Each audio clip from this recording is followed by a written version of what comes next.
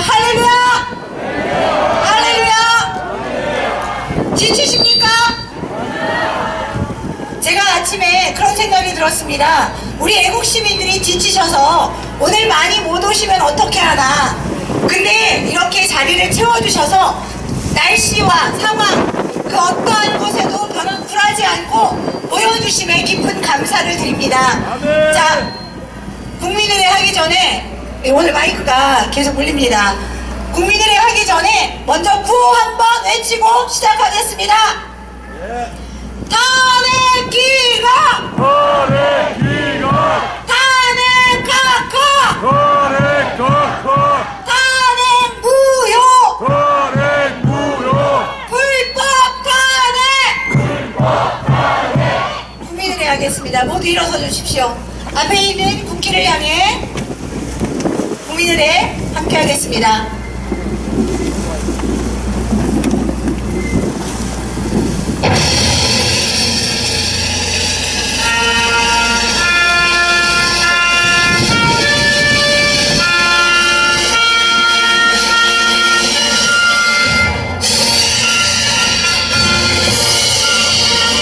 나는 자랑스러운 태극기 앞에 자유롭고 정의로운 대한민국의 무궁한 영광을 위하여 충성을 다할 것을 굳게 다짐합니다.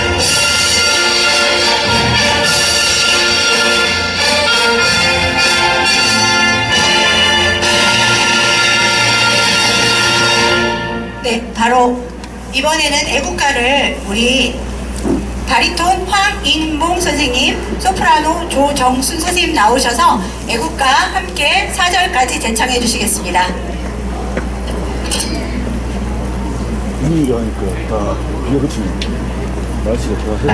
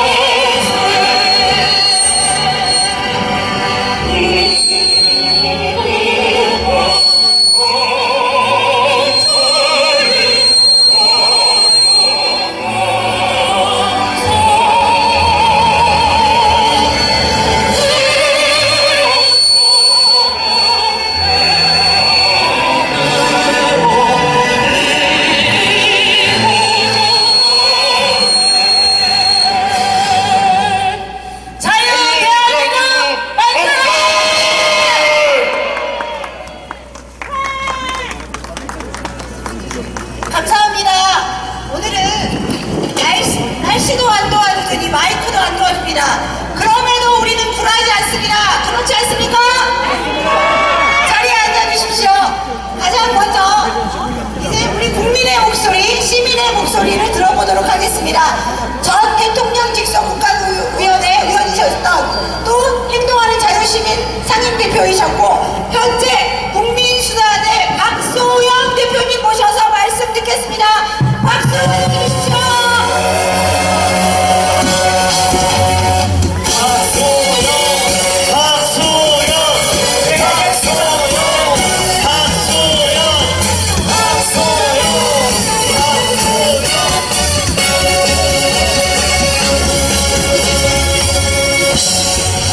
네, 웅장한데요. 네, 고맙습니다.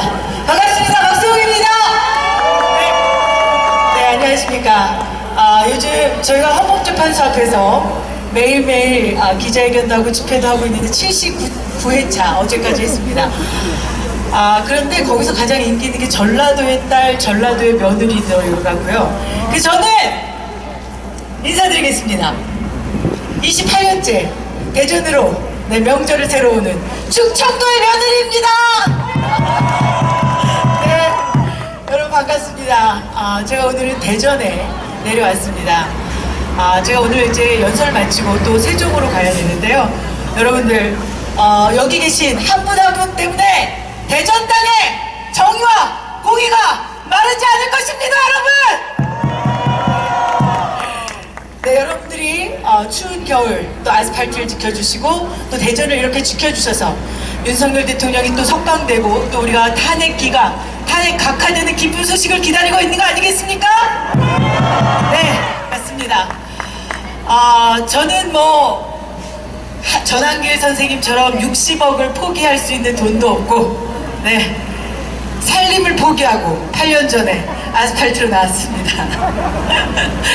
네, 저희가 아스팔트로 나오니까요, 뭐 애국자가 안 될 수가 없습니다.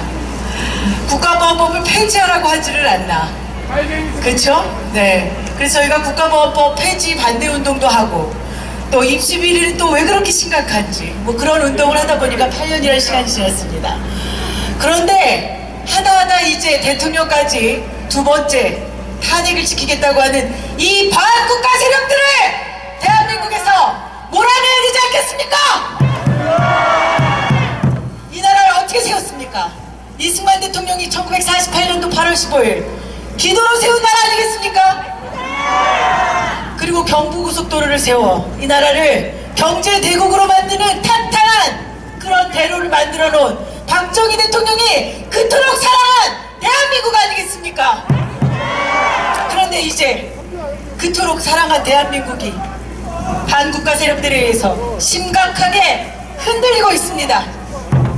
이 나라의 자유를 위해 피 흘렸던 수많은 선교사들이 그런 고마움을 우리가 잊은 채 나의 안위만 생각하면서 살아온 그 시간 동안 대한민국은 곳곳이 썩어가고 있습니다. 그래서 윤석열 대통령이 12월 3일 비상계엄을 선포한 거 아니겠습니까, 여러분?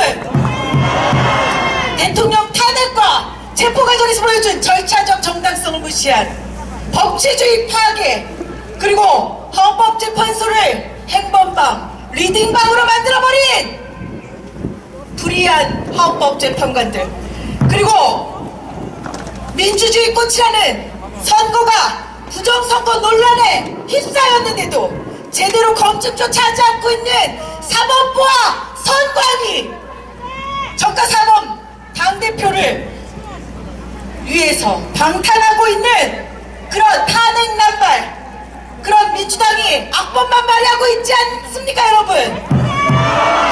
정치권은 물론이고 정부 관료, 군대까지 배신이 난무하고 있지 않습니까, 여러분? 이제 유죄가 확실했었던 공직선거법 위반, 그 2심 판결 또한 무죄로 만들어버리는 이러한 사법부, 이 나라에서 뿌리 뽑아야 되지 않겠습니까, 여러분?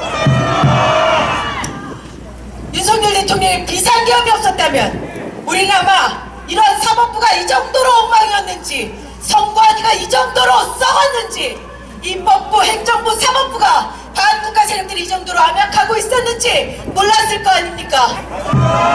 178회나 되는 윤석열 퇴진 집회, 30번의 탄핵, 민생법안은 발목, 반대 법안이 단독 처리하고 원전 산업, 반도체 산업까지 발목 잡고 있는 이 민주당!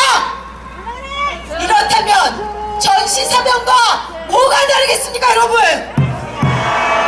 청주 간첩단, 제주 한길에, 창원 자통 등 간첩이 시민활동가 이름으로 나라 곳곳에서 암약하고 있는데 국가보안법 폐지하겠다고 하고 국정원에 대공수사권까지 박탈하고 대북전단 금지법 발의해서 탈북민들을 압박하고 국정원 대공수사권을 박탈해서 박근혜 대통령 탄핵시키고 해산시킨 데 앞장선 세력들이 다시 국회로 입성하는 그런 상황을 우리가 지금 목도하고 있지 않습니까, 여러분? 그런데 더 경악스러운 것은 이제 민주당이 민주파 출소를 만들어서 허위 조작, 정보로부터 소중한 민주주의를 지켜달라며 오픈 채팅방, 단체 톡방, 신고 방법까지 안나고 있습니다. 여러분, 이러한 민주파 출소를 우리가 폭파시켜야 되지 않겠습니까? 어제까지 민주파출소에는 97,288건의 신고가 접수되었고 허위사실 유포 정치인 유튜브 등 조직적 허위사실 의심금들을 수백 건 고발하고 있습니다. 그뿐만이 아닙니다. 교도소라는 카테고리 만들어서 문재인을 비방했던 모 구청장은 900만 원의 벌금형을 받았다고 얘기하고 있고 이재명 형수 욕설을 틀었던 단체 대표는 500만 원의 벌금형을 공직선거법 위반이라며 국민들까지 겁박하고 있습니다. 실제로 비상계엄이 왜 계몽령인지 설명한 PPT 파일을 단톡방에 공유했다는 이유로 민주파출소에 신고까지 당한 것이 사실입니다. 여러분, 거짓말도 표현의 자라고 말하는 이재명의 사당, 거짓말을 해도 의견 표명이라고 하는 우리 법 연구회와 한몸인 민주당이 국민의 표현의 자유를 심각하게 침해하고 있는 이 행태를 그냥 두고 보시겠습니까, 여러분? 한 입으로 두말하는 위선정당 민주당을 해체하라! 해체하라! 북한의 5호 담당자와 다를 바 없는 민주파출소를 폭파하라! 폭파하라! 여러분, 이제 대통령 다음은 우리입니다. 자신들의 표현의 자유를 보장하라며 국가보안법이 위헌이라는 폐지를 주장했던 자들이 이제 문재인 정부에서 일명 5.18 왜곡법, 대북전단금지법을 만들어 우리의 표현의 자유를 침해하고 있습니다. 또한 끊임없이 차별금지법을 통과시켜 종교의 자유, 표현의 자유까지 침해하고 있습니다. 여러분, 이미 병풍사건, 광우병 사태, 사드괴담 사건 이런 유포해서 민주당과 민노총 종부 세력들이 결탁되어서 나라를 혼란스럽게 만들었지 않습니까, 여러분? 그들이 경제적 손실뿐만 아니라 그들은 우리에게 경제적 손실을 안기고 그들은 정치적 이득을 보지 않았습니까, 여러분? 이번 대통령 탄핵 심판 변론 과정에서 밝혀진 것처럼 2022년 후쿠시마 오염 처리수 이 괴담 음모론은 여러분 1조 6천억 원이라는 우리의 세금이 낭비되지 않았습니까? 여러분, 1조 6천억 원은 민주당이 삭감한 대왕고래 프로젝트 497억을 30번이나 할 수 있는 돈이었습니다. 민주당이 삭감한 민생법치 수사 특활기 587억을 27년 동안이나 쓸 수 있는 돈이었습니다. 여러분, 또한 인구개발 R&D 예산 393억을 40년 동안 쓸 수 있는 예산이었고 아이돌봄 지원 사업비 384억을 40년 동안이나 쓸 수 있는 돈이었습니다. 뿐만 아니라 전공의 사태 때문에 지금 전공의들이 어려움이 처해져 있는데 이 전공의들을 지원할 수 있는 931억을 17년 동안이나 쓸 수 있었던 예산 아니었습니까? 이제 우리는 이러한 민주당의 악행을 우리 스스로 막아내야 되는 것입니다. 또한 우리 스스로 우리를 민주파출소의 피해 사례로부터 보호해야 되는 것입니다. 가짜뉴스, 선전선동의 앞장선 언론지형을 바꾸고 악법을 막아내고 불법과 부정을 바로잡기 위해서 4월 10일 국민수사대가 출범합니다. 여러분, 자유민주주의를 지키기 위해 대한민국을 지키기 위해 국민수사대와 여러분 함께 해주십시오. 국민수사대가 애국 국민을 지킨다! 애국 국민이 대통령을 지킨다! 네, 여러분, 이재명의 무죄 판결로 인해서 많은 분들이 상심한 걸로 알고 있습니다. 그러나 우리가 지금은 지칠 때가 아닙니다. 여러분, 윤석열 대통령의 탄핵 심판이 남아있지 않습니까?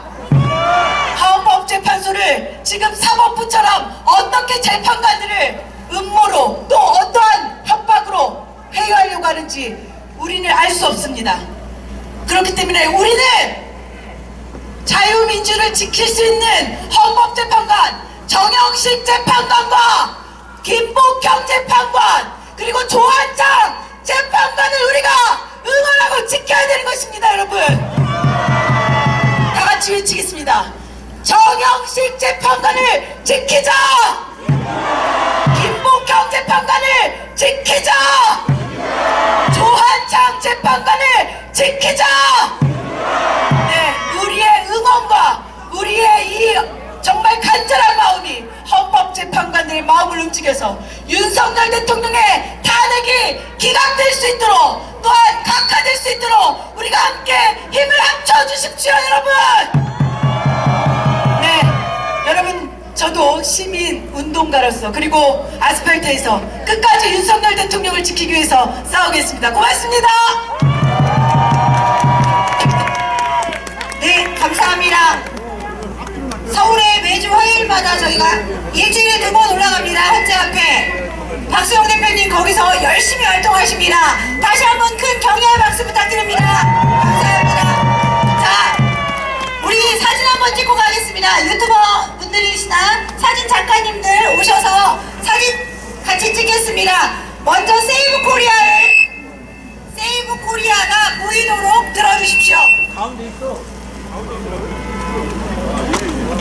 세이브 코리아가 보이도록 일어나 주시면 더 감사하겠습니다. 일어나셔서 좀 힘드시겠지만 세이브 코리아 제가 들고 있는 이 화면이 보이도록 네 감사합니다. 제가 세이브 하면 여러분은 어떻게 할까요? 네, 어우 너무 잘하십니다.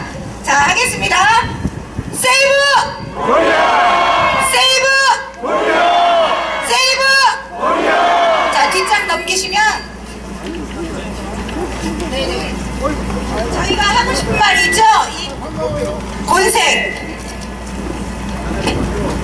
탄핵 폭주 내란 선동 스탑 요거 보이게 해주세요. 네, 탄핵 폭주 내란 선동 제가 외치면 여러분은 뭐라고 하시면 됩니까? 네, 하겠습니다. 탄핵 폭주 내란 선동 한 번 더요. 탄핵 폭주 내란 선동 사진이 좀 잘 나왔나요? 네, 잘 안 나왔는데 한 번만 더 하겠습니다. 탄핵 폭주 내란 선동 멋있습니다. 네, 감사합니다. 네, 네. 자, 다음으로 우리 전 KBS 앵커이셨고 20대 국회의원이셨고 가가오 공명선거대 한당 대표이신 민경욱 대표님 나오셔서 말씀해 주시겠습니다.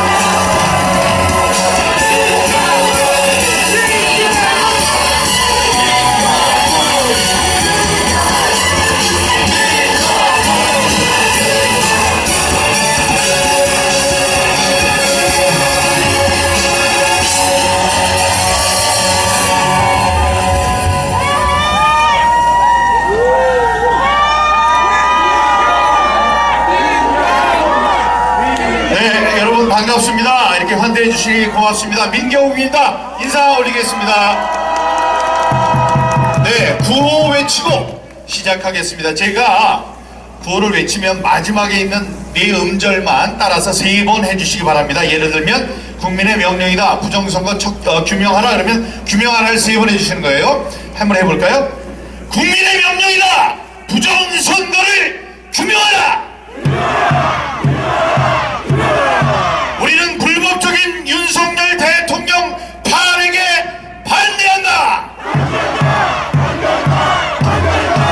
대한민국을 부정하는 진중, 진북, 반국가 세력을 척결하라. 우리는 법치주의와 자유민주주의 체제를 수호한다. 네, 감사합니다. 저한테 지금 주어진 시간이 20분이라고 그래서 타이머를 맞춰놨습니다. 시간 주는데 그 넘기는 사람 참 바보 같은 사람들이에요. 그래서 딱 시간이 울리면 내려가도록 하겠습니다. 여러분, 저를 누구로 기억해 주십니까? 사람들에 따라서는 제가 KBS 9시 뉴스 앵커였다, 청와대 대변인이었다, KBS 워싱턴 특파원이었다, 이렇게 기억해 주고 계십니다. 혹은 국회의원을 잘 했었다, 국회의원 하면서 당 대변인도 했다. 이렇게 알아주고 계십니다. 근데 요즘에 제 지인들과 식당에 가면 사람들이 이렇게 알아봐요. 알아보면서 인사를 합니다. 그럼 그분들한테 저는 안 그러고 옆에 있는 분들이 장난삼아 물어봅니다. 이 사람이 누구예요? 그러면은 저도 궁금해요. 뭐로 기억해 주실지. 근데 요즘에 이 사람 누구예요? 그러면은 있잖아요. 부정선거. 이렇게 기억해 주시더라고요. 제가 많은 일을 해왔지만 제 인생에서 이 부정선거를 세상에 좀 알리고자 한 것, 이것이 큰 일이구나, 이 세상을 위해서 좋은 일이라고 많은 분들이 생각해 주시는구나, 그렇게 생각하는데 여러분도 그렇게 생각하시나요? 네, 감사합니다. 여러분, 지금도 부정선거에 대해서 확신을 못하는 분들이 많이 계십니다. 그래서 그분들한테 부정선거가 있었어요 라고 얘기를 하면은 그 사람들이 하는 얘기가 이거예요. 아니 요즘이 무슨 세대인데 어떤 시대인데 지금도 부정선거를 갖고 얘기를 해요, 이렇게 얘기를 합니다. 그 말이 맞느냐? 맞지 않습니다. 그러면 지금 세상에서 가장 강력한 국가인 미국에 어떻게 부정선거가 있을 수 있었겠습니까? 미국에서도 부정선거가 있어서 트럼프 대통령이, 현직 미국 대통령이 부정선거로 떨어진 다음에 4년간 와신상담 절치부심 끝에 다시 대통령이 되지 않았습니까? 그래서 이야기하잖아요. 부정선거가 있었다! 부정선거 저지른 사람들에 대해서 지금 색출하고 처벌하고 다음에 제도를 개선하는 그런 일이 있지 않습니까? 여러분, 부정선거는 있었습니다. 부정선거는 팩트입니다. 여러 가지 증거가 있지만 그 사람들의 면면을 봐도 그래요. 제가 한국에서는 제일 먼저 부정선거 갖고 싸우기 시작했죠. 지금도 많은 분들이 저한테 손가락질 하시는데 제가 그 옛날에 5년 전에 새벽 기도에서 이 부정선거와 싸우라는 하나님의 소명을 제가 받았습니다. 받은 이후에 제가 그거를 다 껴안고 싸우면서 마음 먹은 게 있는데, 지금부터 내가 싸워가면 사람들은 나에게 손가락질하고 많은 조롱과 멸시를 할 것이다. 그래도 참자. 이거를 지켜주시는 분이 계실 것이다. 이래서 지금까지 지켜왔습니다. 이렇게 저의 마음을 이렇게 굳게 먹고 견뎌왔습니다. 견뎌왔는데 저 혼자 싸울 때는 외로웠죠. 다음에 저를 보는 시각이 여럿 있습니다. 저 사람이 똑똑하고 말도 잘하고 지금까지 반듯하게 살아왔어, 이렇게 생각하시는 분들이 있는가 하면, 아유 저 사람 저 이상한 얘기하고 그러니까 좀 또라이야, 이렇게 얘기하는 사람이 있었습니다. 여러분, 그 사람이 말하는 게 똑똑하면, 그 전달하는 메시지가 무서우면 상대편에서는 어떻게 하느냐 하면 메신저, 그 말하는 사람을 오염시킵니다. 그래서 저 사람이 이상한 사람이에요. 그래서 그런 프레임에 딱 가둬요.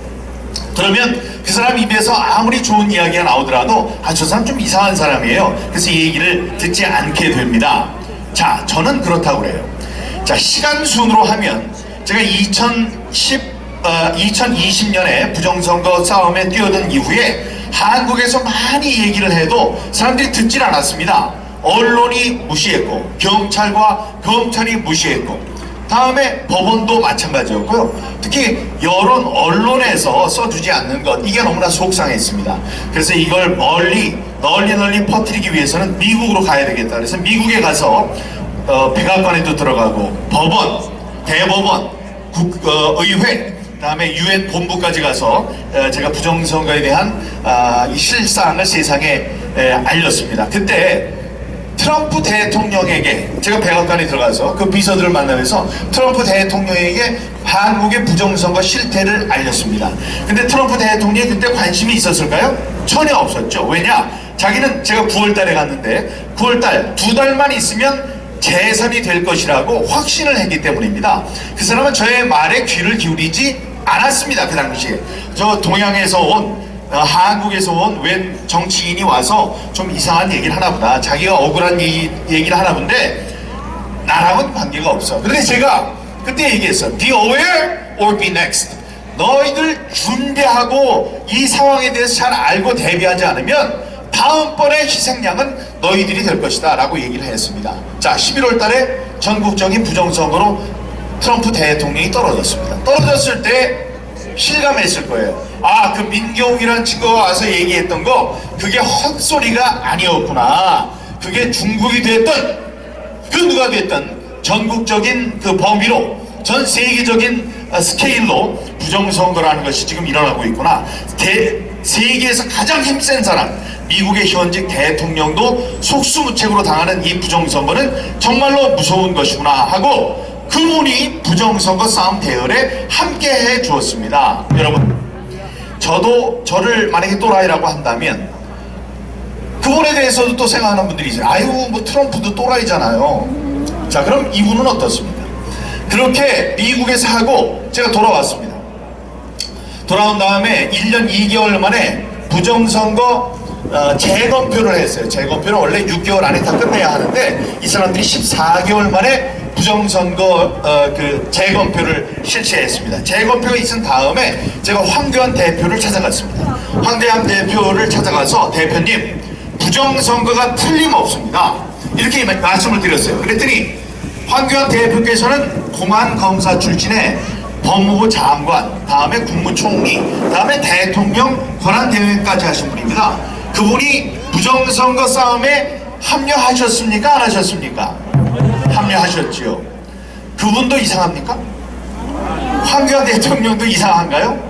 황교안 대통령께서, 대통령이란다. 황교안 국무총리께서, 대표께서 그분이 이렇게 행동거지가 방정맞고 그런 사람입니까? 그렇지 않습니다.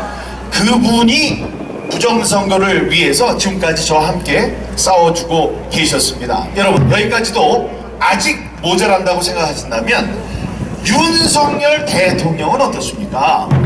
여러분, 현직 대통령은 최고의, 대한민국에서 최고의 정보를 가장 많이 알고 있는 분입니다. 이 정보는요, 생활하다 보시면 아실 텐데 정보는 휘발유 같아요. 그래서 정보는 계속 위로 올라갑니다. 위로 올라가요. 밑에서 놓치면 알 수가 없어요. 근데 위에 있는 사람은 결국은 다 알게 됩니다. 대한민국에서 가장 최고의 정보를 가장 많이 갖고 있는 사람이 누구? 대통령입니다. 그 대통령께서 부정선거가 있었다고 자기 목숨을 걸고 비상계엄을 선포했습니다. 여러분, 이쯤이면 부정선거가 있었다는 것을 믿어야 되겠죠, 여러분? 예, 이 대통령 보세요. 저 KBS 9시 뉴스 앵커의 청와대 대변인, 국회의원 당 대변인이었던 민경욱, 다음에 미국의 대통령 트럼프, 다음에 여기 와서 대통령 권한대행을 지내신 황교안 대표, 다음에 현직 윤석열 대통령이 입을 모아서 부정선거가 있다고 이야기를 하고 있습니다. 이쯤 되면 우리가 구석구석은 제가 다 설명해 드릴 수 있지만 구석구석을 모른다고 해도 저런 사람들이 목숨 걸고 부정선거가 있었다고 할 때는 부정선거가 있었다고 믿어야 하지 않겠습니까, 여러분? 그 중에 한 명, 제 사랑하는 제 친구 박경호 위원장이 있습니다. 당협위원장, 박수 한번 쳐주세요.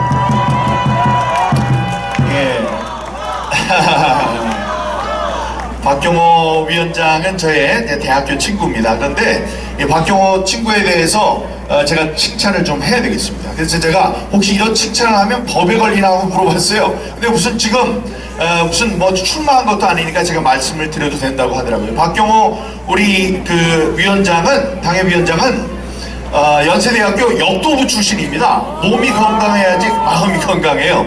역도부 출신에 저도 골프를 치는데, 아니 골프는 좀 덜 쳤으면 좋겠는데 골프도 잘 쳐요. 테니스도 잘하고, 다음에 노래도 잘합니다. 노래도 잘하지. 전 그 정도인 줄 알았더니 전에 바로 이 자리에서 연설하는 걸 들었는데, 아니 대중연설은 또 어쩌면 그렇게 잘합니까? 네, 이 우리 자랑스러운 박경호 친구는 제가 5년 동안 직업도 없이 힘들게 지난다는 거 알고 친구들끼리 만나면은 맛있는 것도 사주고, 그다음에 집에 가려고 그러면 야 대리운전비 해. 그래서 주머니에 10,000원짜리도 몇 개 집어넣고 하는 게 아주 훌륭한 친구입니다. 우리 박경호 친구를 위해서 다시 한번 박수 부탁드립니다. 예, 박경호. 예, 우리 박경호 친구는 친구를 위해서 맛있는 거 사주고 대리비 주고 하는 그런 좋은 일을 앞으로도 계속하기 바랍니다. 여러분, 이렇게 훌륭한 박경호 친구가 부정선거가 있다고 이제 이야기하기 시작했습니다. 자, 이렇게 우리가 생각할 때 제정신을 가진 사람들, 똑똑한 사람들, 이런 사람들이 부정선거가 있었다고 하면 있는 거예요. 자, 그러면 여러분, 이 증거 하나만 제가 한번 대볼까요?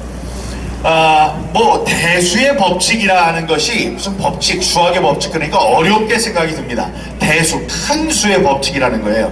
그거는 여기에 이렇게 모인 분들이 있습니다. 이게 이제 여기에 있는데, 이분들 중에서 이걸 모집단이라고 얘기를 합니다. 우리가 관찰하고 싶은 집단, 이 모집단 속에서 이렇게 충분히 많은, 여기 한 200명이라고 하면 한두 명 말고 한 20명, 한 40명 이렇게 뽑아서 이 어떤 성격을 조사를 하면 이 전체에 있는 분들과 비슷해진다.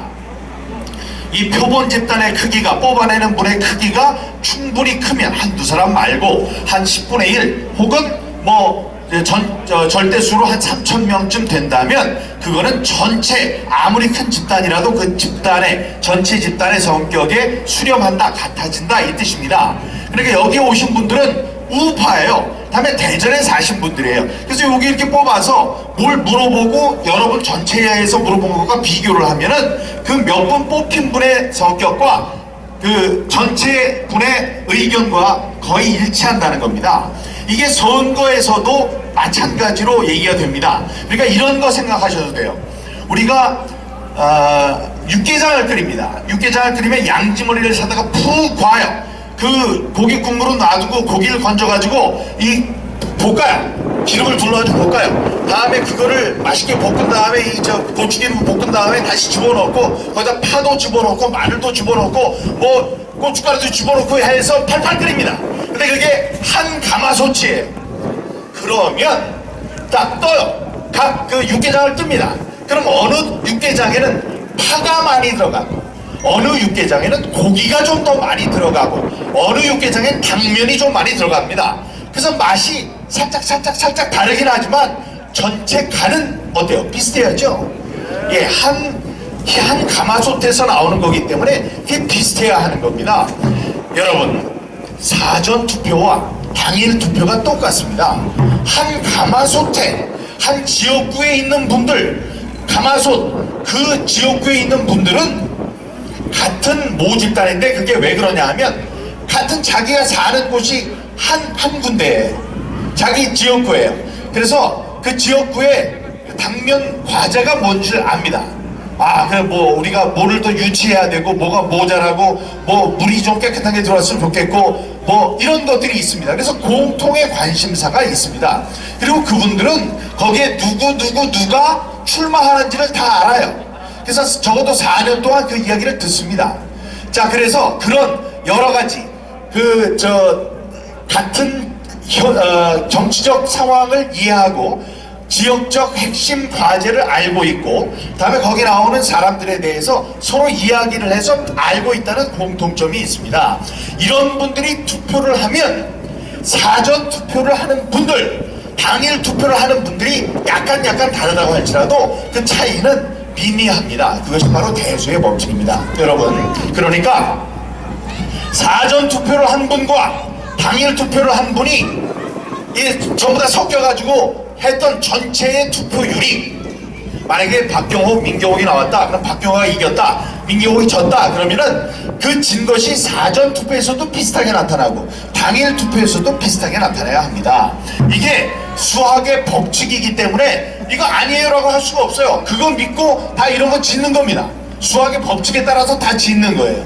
그런데 지금까지 수십 년 동안 딱 맞았던 그 대수의 법칙이 지난번 문재인 대통령이 당선된 이후에 벌어진 각종 투표에서만 이상하게 나타났는데 어떻게 이상하게 나타났냐?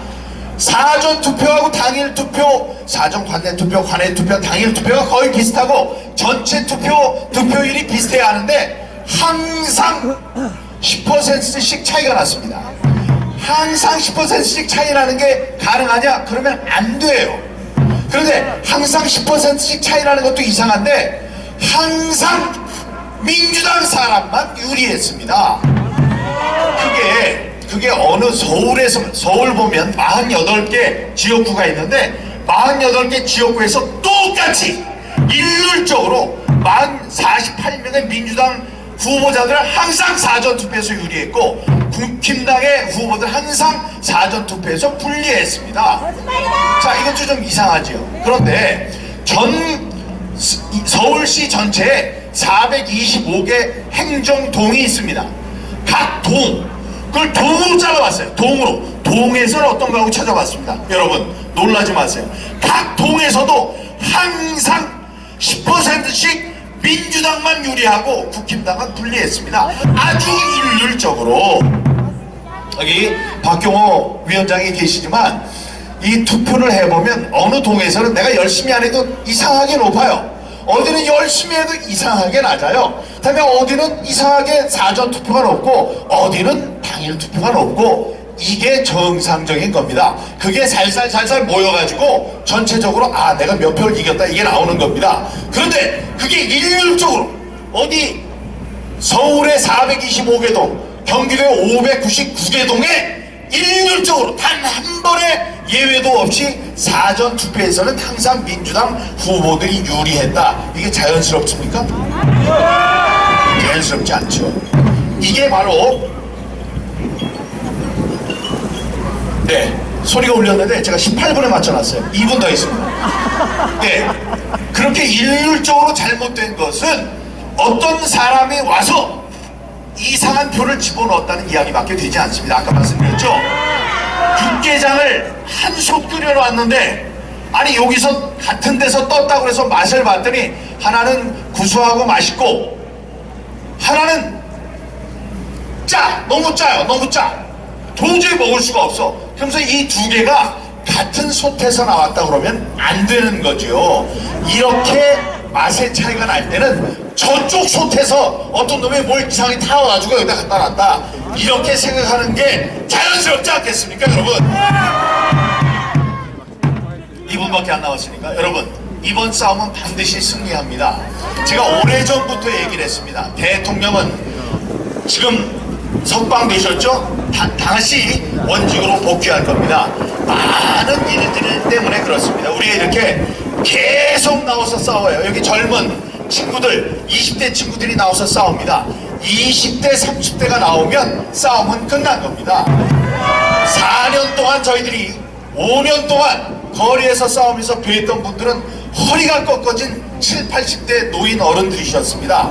이분들은 60년 전에도 나와서 부정선거 때문에 나라가 망한다고 난리를 쳤던 분들입니다. 그런데 그분들이 60년 이후에 다시 나와서 그분 허리를 갖고 그 목소리를 외칠 때 전 가슴이 아팠어요. 젊은이들은 왜 안 나오느냐고 원망도 했습니다. 그런데 여러분 대통령이 목숨을 걸고 계몽령을 펼쳤어요.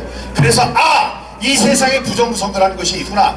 부정선거는 좌와 우의 문제가 아니구나. 부정선거는 외세와 독재를 부르는 만국의 병이구나 라는 것을 20, 30대가 깨닫기 시작했습니다. 여러분 그렇다면 우리는 반드시 이깁니다.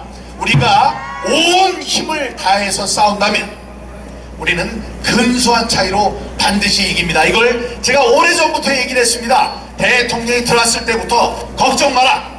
이긴다. 그러나 근소한 차이로 이긴다.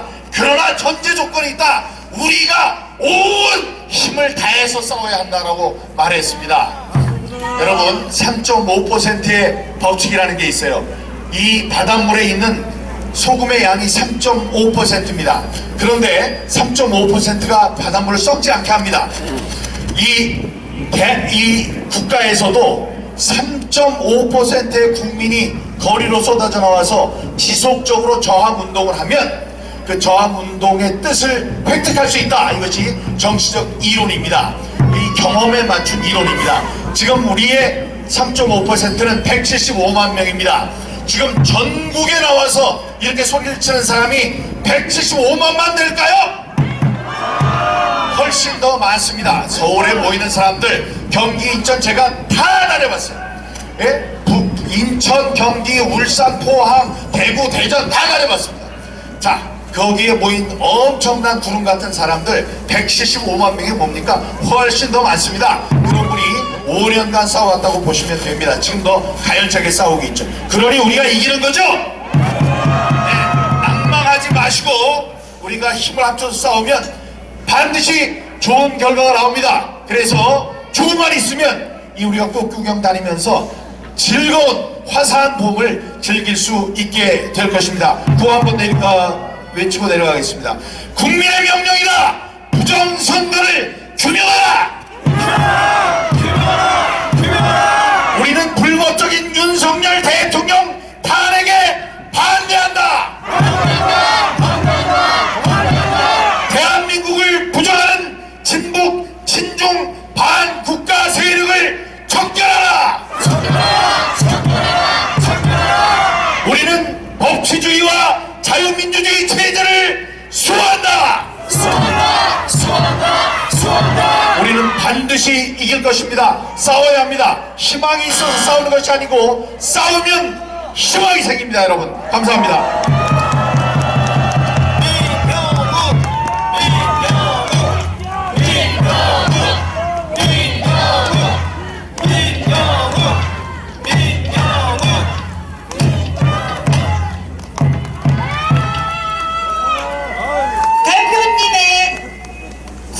이어서 저희가 함께 구호 한 번 더 외치고 가겠습니다. 자, 모두 일어서 주십시오. 가만히 앉아만 계시면 춥습니다. 음악 주십시오.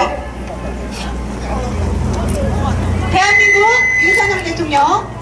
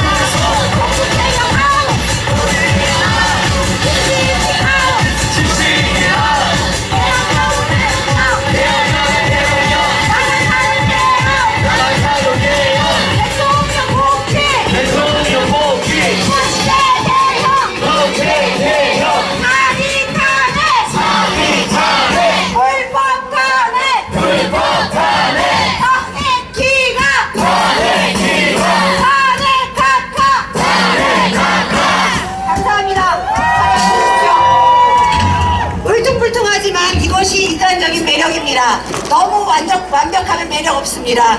감사합니다.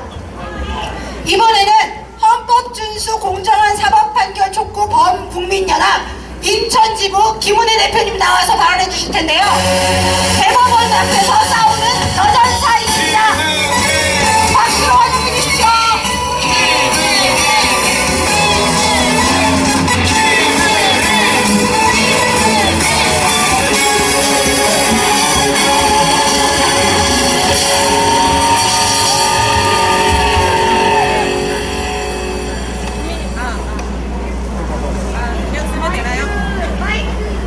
마이크!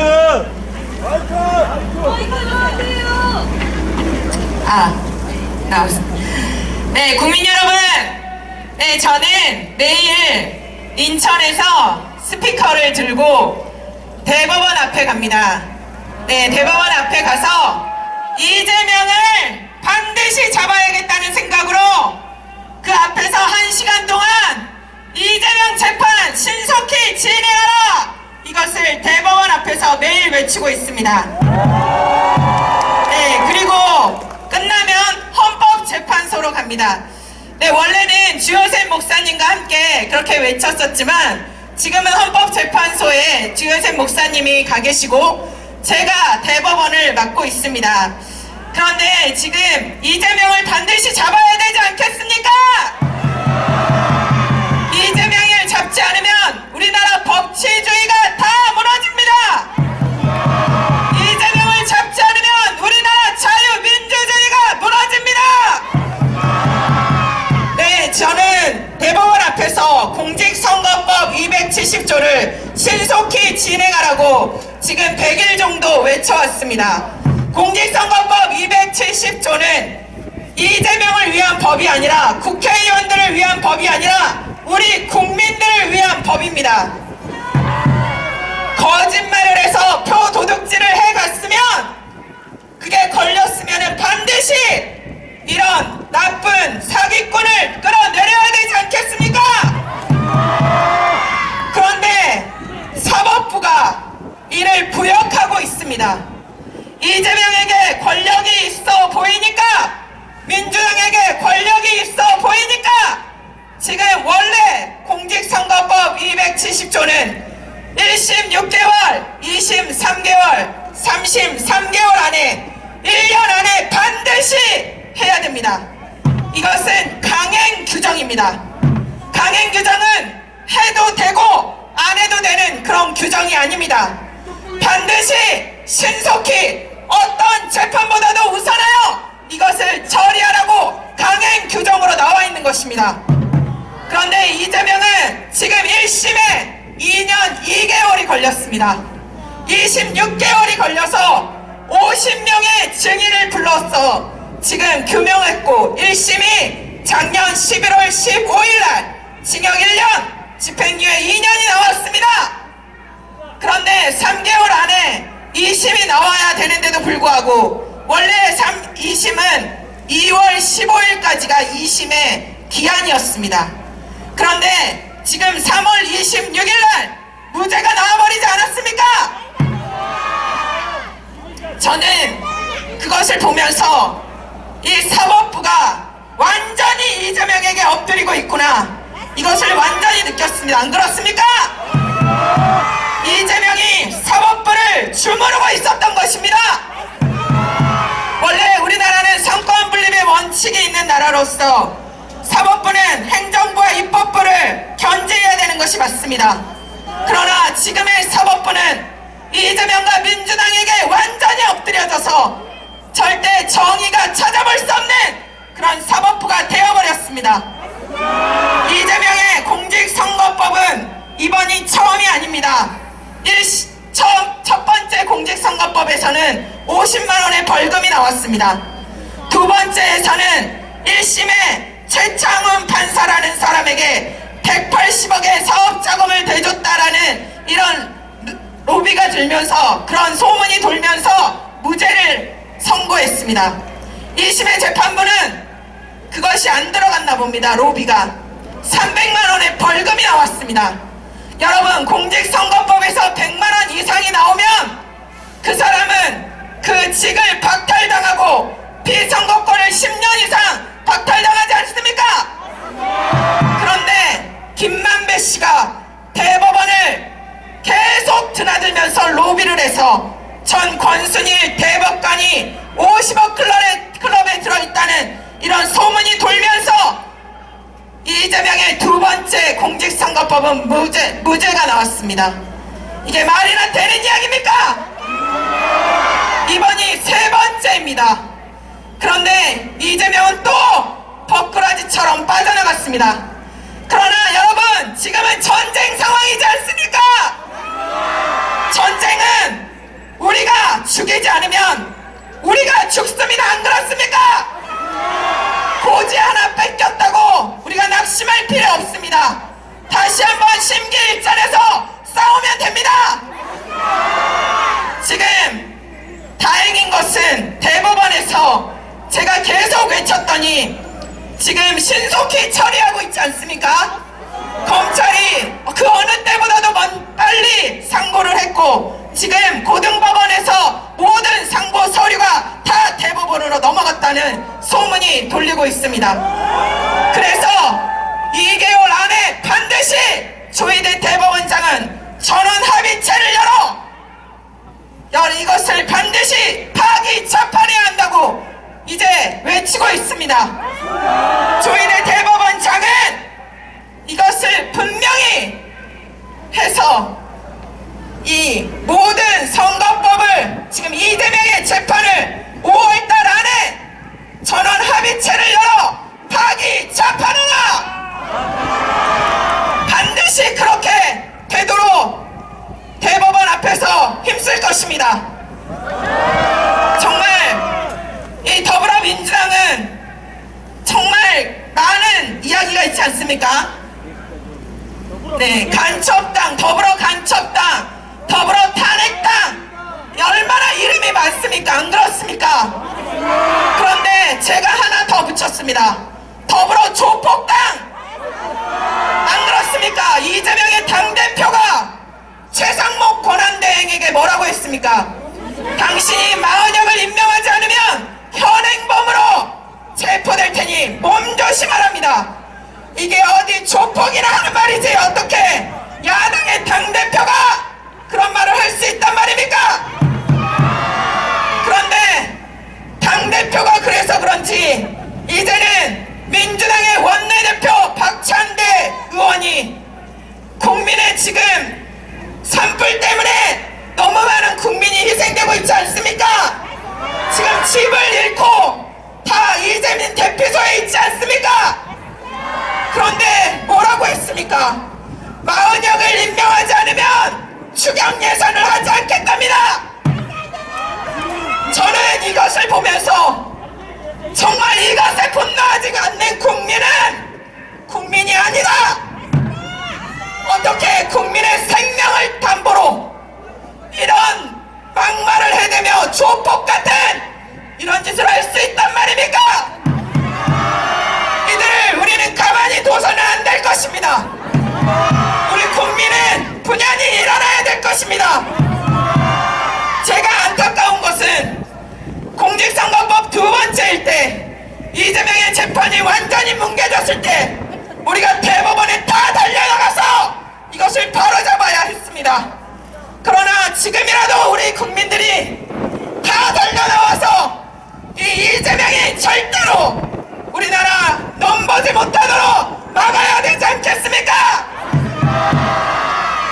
이재명은 전과사범입니다. 지금도 전과사범이지 않습니까?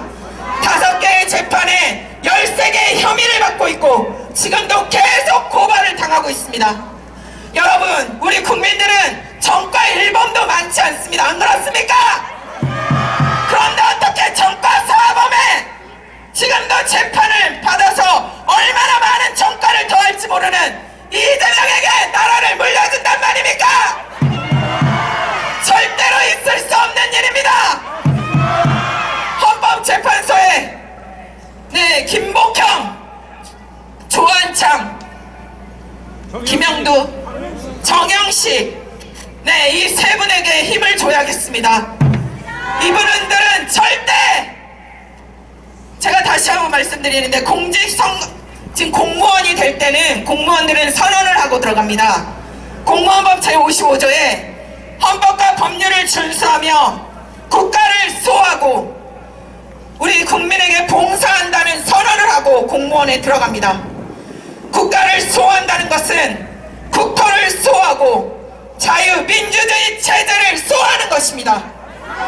그렇기 때문에 헌법재판소의 재판관들은 공무원 아닙니까? 우리나라의 국가를 수호해야 될 것입니다. 우리나라의 자유민주주의 체제를 수호해야 될 것입니다. 그래서 지금 정영식, 조한창, 김복형 반드시 그 4명은 정말 이미 틀리지 않았습니까? 사회인민민주주의로 가지 않습니까? 그래서 우리는 그 세 분에게 다시 한번 힘을 내라고 힘을 보태야 될 것입니다. 정영식, 조한창, 김복형은 국가를 수호하라! 감사합니다. 네, 감사합니다. 날마다 대구청 현재 이 일정으로 지금 100일 동안 다니시느라고요. 목이 다 갈라졌습니다. 그럼에도 불구하고 나라를 살리고자 하는 이 일념으로 인천에서 달려오셨습니다. 다시 한번 박수 부탁드립니다. 감사합니다. 네, 이번에는 외국에서 공부하신 수재이면서 보수우파 유튜버 목격자 K님 모시겠습니다.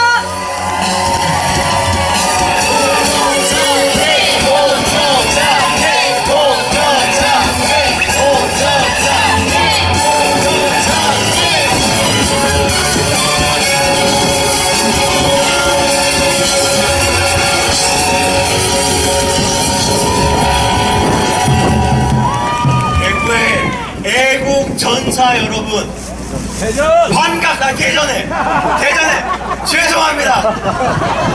대전의 애국 전사 여러분 반갑습니다. 우리 동지를 만난 게 반갑지만 제가 여러분 이렇게 질문을 하겠습니다. 여러분 행복하십니까? 여러분 안녕하십니까? 정말 불행하고 분노를 금할 수 없습니다. 또 질문하겠습니다. 그런데요 여러분, 개몽되셨습니까? 개몽되셨습니까? 개몽되셨습니까? 여러분 개몽이 무엇입니까? 그것이 무엇인지 위해서 또 질문 하나 하겠습니다. 여러분, 이번 주에 봤던 이재명의 선거법 2심 재판 정의롭습니까? 동의하십니까? 용납하십니까? 계몽은 옳고 그름을 깨우치게 된 것을 말합니다. 우리가 비로소 무엇이 옳은지, 무엇이 틀렸는지, 무엇이 정의로운지, 우리가 무엇을 용납하지 말아야 되는지 안 것이 바로 계몽입니다.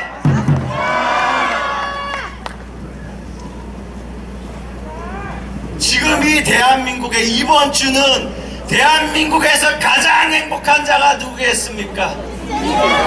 가장 불의한 자가 가장 행복합니다. 그리고 또 이재명뿐만이 아니라 계몽의 반대가 무엇이지요? 무지몽매입니다.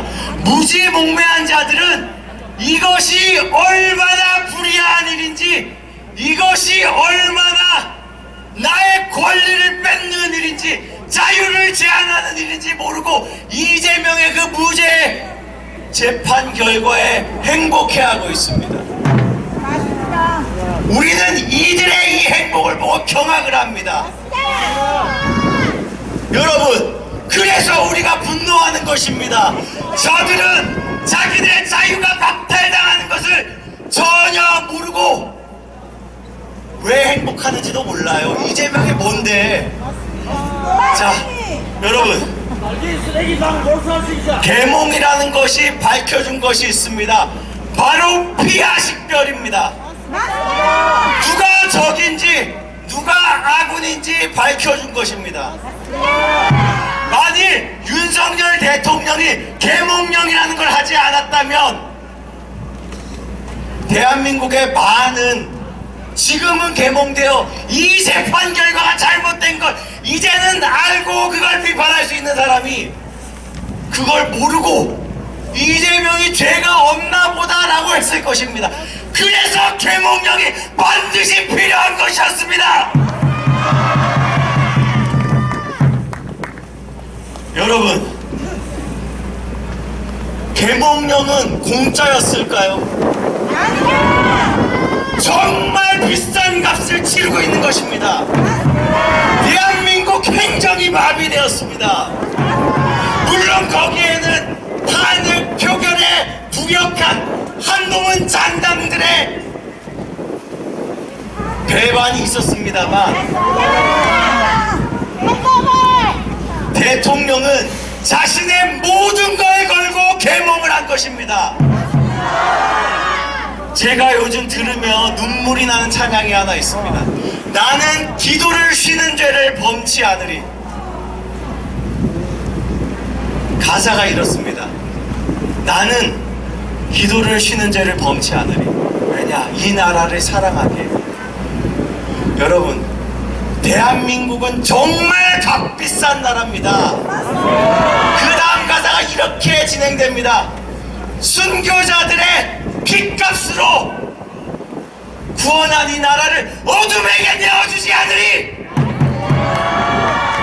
대한민국을 지키기 위해서 핏값을 치른 사람이 대한민국뿐만이 아니라 우리 우방 미국의 수십만 수백만 명의 핏값이 이 땅에 있는 것입니다. 이렇게 비싼 나라를 대통령이 그렇게 자신의 모든 것을 걸고 계몽을 한 것입니다. 그렇다면 여러분, 우리가 오늘의 편안함에 안주할 수 있겠습니까? 우리는 이제 무엇이 옳고 무엇이 그른지 아는데, 그리고 이 나라가 얼마나 귀한지 아는데, 이걸 위해서 얼마나 많은 우리의 선조가 희생을 했는지 아는데 안 싸울 것입니까, 여러분? 싸울 것입니까? 싸우자! 싸우자! 싸우자! 이기자! 여러분, 대통령이 계몽령을 했던 그날 대국민 담화로 한 말이 있습니다. 국민 여러분, 저를 믿어주십시오. 반국가 세력을 일거에 척결하겠습니다. 계몽령 덕분에 이 선명해진 피아국은 단순히 이재명 하나가 우리의 적이 아니었던 것입니다. 사법부가 정의의 최후의 보루인 줄 알았는데 불의의 보루가 되어 있습니다. 우리가 싸워야 되는 게 이재명이란 한 놈이 아니고 민주당이란 당 하나가 아니고 그것보다 훨씬 더 거대한 적과 싸운다는 것을 깨달았습니다. 그리고 그들이 기득권입니다. 여러분, 우리가 지금 자유대한민국을 지키자라고 이야기하지만 자유대한민국 이미 뺏겼습니다. 사법부 이미 타락했습니다. 대한민국 기득권 세력들은 이미 진중으로 누웠습니다. 전 세계가 이미 중국 공산당에 대해서 경계를 하고 있고, 여론조사하면 대한민국의 국민들은 80% 넘는 사람이 중국에 대해서 위의식을 가지고 있습니다. 문제라고 생각하고 있어요. 그런데 대한민국의 기득권은 우리가 중국 대사관 앞에서 공산당 아웃 집회를 하니까, 멸공 집회를 하니까 극우 세력의 현중이라고 이야기합니다. 여러분 동의하십니까? 우리가 지금 어떤 민족에 대해서 혐오를 만듭니까? 아닙니다. 우리는 공산당에 대해서 이야기했는데 왜 우리에게 극우 낙인을 찍고 현중이란 낙인을 찍습니까? 여러분, 공중파가 싸웠기 때문에, 그리고 수많은 기득권들이 싸웠기 때문에 정의와 불의가 뒤집어진 것입니다. 이미 뒤집어져 있어요. 우리가 그 나라를 똑바로 세워야 되는 것입니다.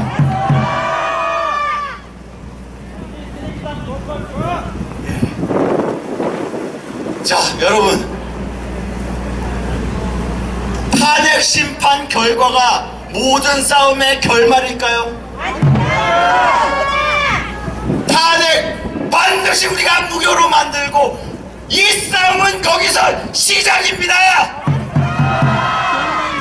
반국가 세력 일거에 척결!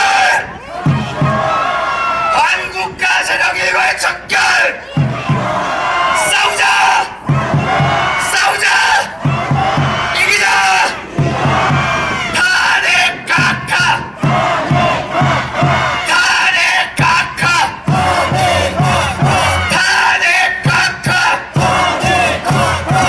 감사합니다. 네, 감사합니다. 말씀도 잘하십니다. 아줌마들은 잘생긴 남자 좋아합니다. 여러분도 그러시죠? 네. 자, 이번에 양양가 한번 부르고 가겠습니다. 안 부르면 서운하죠? 네, 음악 주십시오. 함께 일어서서 불러볼까요?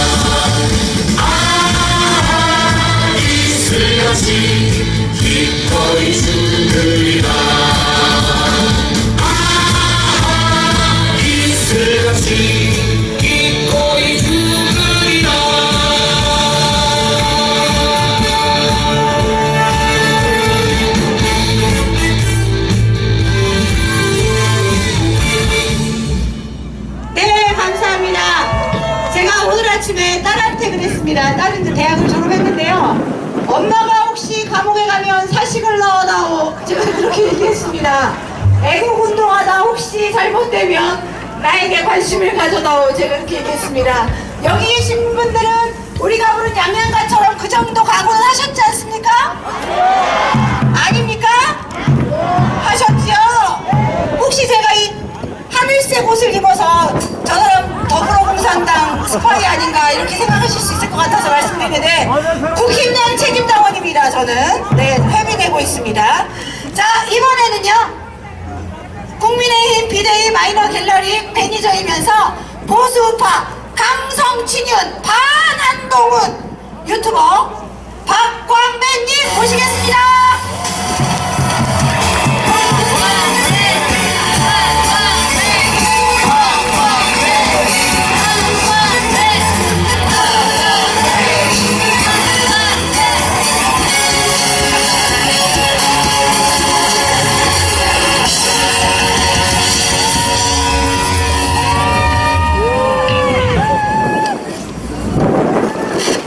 안녕하십니까, 박광배입니다. 우리가 여기 나와 있는 이유는 확실합니다.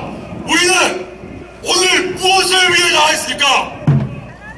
세이버 코리아! 나라를 살리기 위해서 나온 것 아니겠습니까?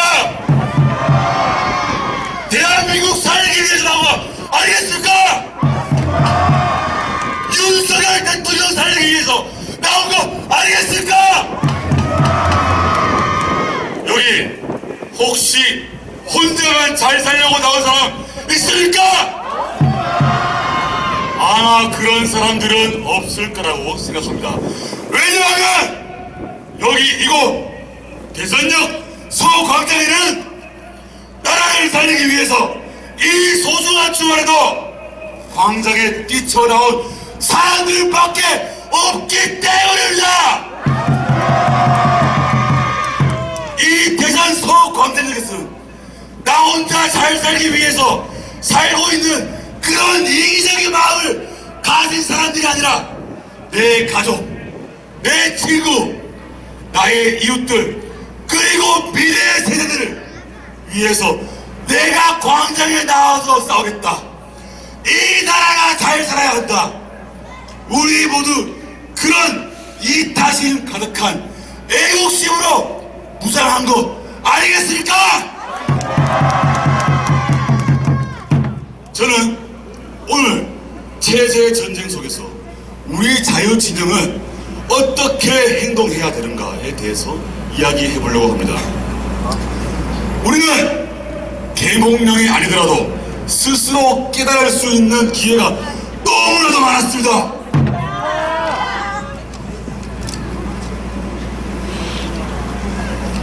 지금 수많은 사람들이 이야기하고 있는 수십 번의 탄핵으로 인한 국정망의, 민주당의 말도 안 되는 예산삭감, 우리 법 연구에 소속 판사들의 편파적인 판결, 선관위 채용 비리와 부정선거, 공적인 영역과 사적인 능을 모두 장악한 좌파 카르텔, 그것을 뒷받침하고 있는 북한과 중국에서 온 간첩들, 대한민국을 통째로 흔들 이러한 위협들은 아주 쉽게 들을 수 있는 이야기들이었습니다. 그럼에도 불구하고 국민들은 정치인들이 알아서 잘하겠지, 그런 마음에서 대통령을 외롭게 혼자 내버려 뒀었습니다. 맞지 않습니까? 국민의힘 정치인들마저도 대통령을 지켜주지 않았습니다. 숨어버리고 외면하고 배신하며 본인들의 안위에만 집중해왔습니다. 박근혜 대통령께서 탄핵을 당하셨을 때 본인들은 그렇게 생존해왔기 때문에 윤석열 대통령께서도 그러한 위협에 빠졌을 때 그렇게 바퀴벌레처럼 살려고 배신을 해왔습니다. 하지만 그 정치인들이 이제는 쉽게 그러지 못하고 있습니다. 왜 그렇습니까? 여기에 계신 여러분들과 같은 분들이 대통령 지켜라고 목이 터져라 싸우고 있기 때문에 여러분들을 두려워해서 그렇게 정치인들이 움직이고 있는 거 아니겠습니까? 대통령의 위대한 계몽령 아래에서 용감하게 싸우고 있는 여러분들이 있기 때문입니다. 손이 걸어가지고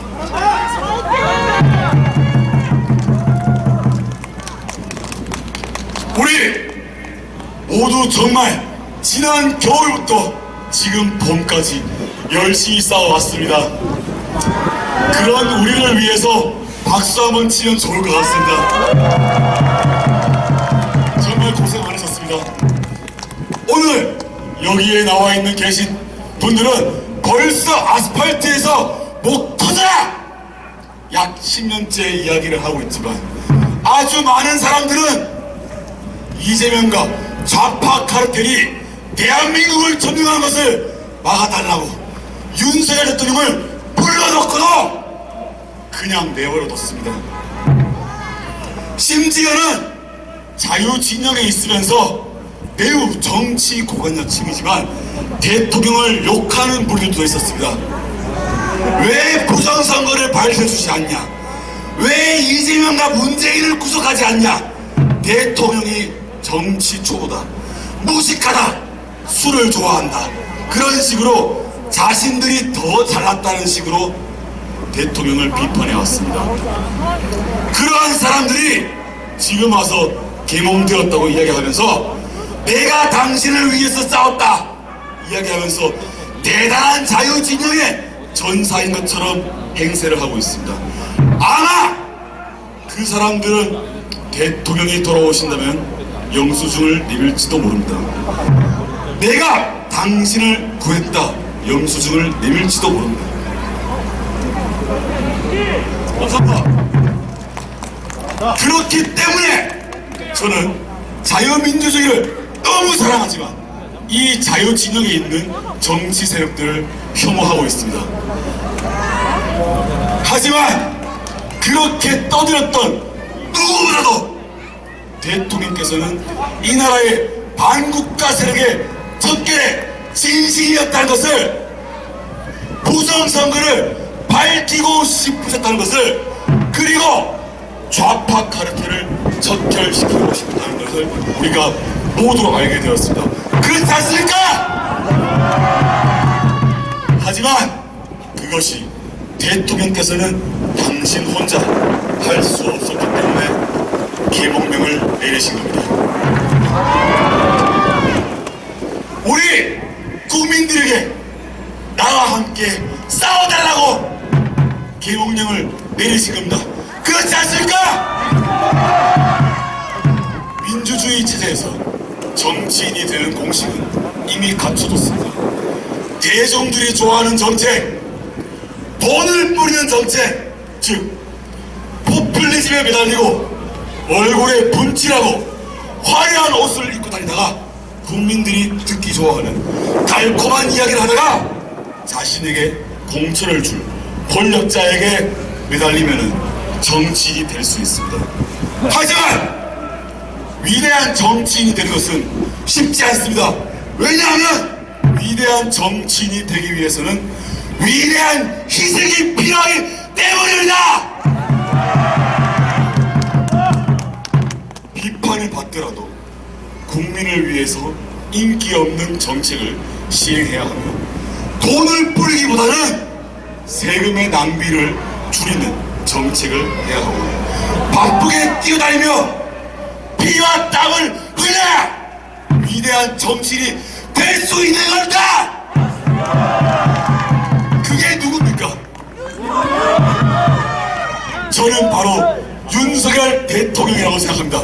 안 그렇습니까?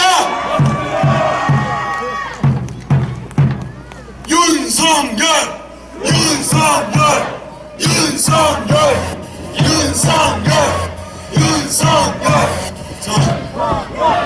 그 위대한 대통령 윤석열 대통령이 나오신다면 이 나라를 다시 한번 살리기 위한 프로젝트가 시작될 거라 생각합니다. 그렇다면 우리는 뭘 해야 할까요? 우리는 대통령께서 혼자 외롭게 싸우지 않도록 해야 합니다. 좌파 진영에 있는 정치인들을 비판하고 견제하는 것은 당연히 해야겠죠. 하지만 보수인 척하며 자유진영에 있는 정치인들도 마찬가지로 비판하고 견제해야 한다고 생각합니다. 이 배신에 찌들어 있고 비겁함에 찌들어 있는 정치인들을 계속해서 비판하고 견제해야 합니다. 국민들이 가지고 있는 권력을 정치인들에게 나눠줬으면 그 권력을 제대로 활용하라고 견제를 계속해야 하는 겁니다. 대의민주주의에서는 정치인은 우리들의 도구로서 활용해야 합니다.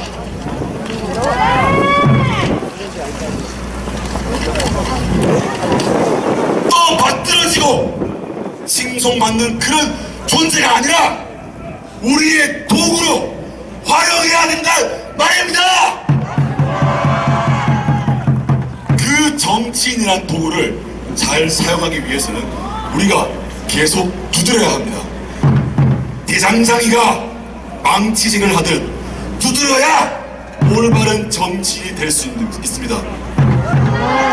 만약에 두드려 말을 듣지 않는다, 그때는 가차없이 버려야 합니다.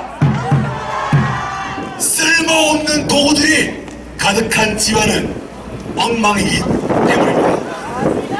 그것처럼 쓸모없는 정치인들은 가짜없이 보여야 그 집안이 잘 돌아가는 법입니다. 국민이 주인인 민주주의 체계의 나라에서는 국민들이 정치에 무관심해지는 순간에 그 나라는 망할 수밖에 없는 겁니다. 그렇기 때문에 우리가 지금 오늘 이번만 싸우는 것이 아니라 항상 눈 똑바로 뜨고 이 나라에 썩어 있는 곳을 계속해서 찾아다니고 비판하고 견제해야 됩니다.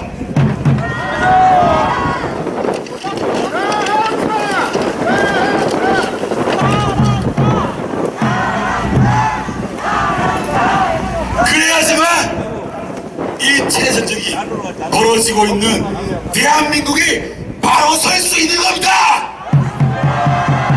그래야지만 나의 가족이, 나의 이웃이, 우리의 미래 세대가 자유민주주의에서 잘 살 수 있을 겁니다.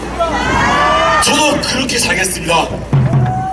저라는 사람은 아주 작은 사람이고 아주 작은 유튜버지만 제가 가지고 있는 작은 영향력을 바람직하게 쓸 수 있도록 최선을 다하겠습니다. 여러분들도 함께 해주십시오. 감사합니다. 마지막으로 대통령 탄핵 기각 또는 각하를 위해서 구호 외치겠습니다. 제가 윤석열 하면은 여러분들은 대통령 해주십시오. 윤석열! 대통령! 윤석열! 대통령! 윤석열! 대통령! 우리가 지킨다! 우리가 지킨다! 우리가 지킨다! 마지막으로 우리가 앞으로 해야 하는 행동에 대해서 구호 외쳐보겠습니다. 따라해 주시면 감사하겠습니다. 나가자! 나가자! 싸우자! 싸우자! 이기자! 이기자! 감사합니다. 네, 감사합니다. 얼굴은 굉장히 얌전하시고 잘생기셨는데 말씀하시니까 호랑이 같습니다. 자,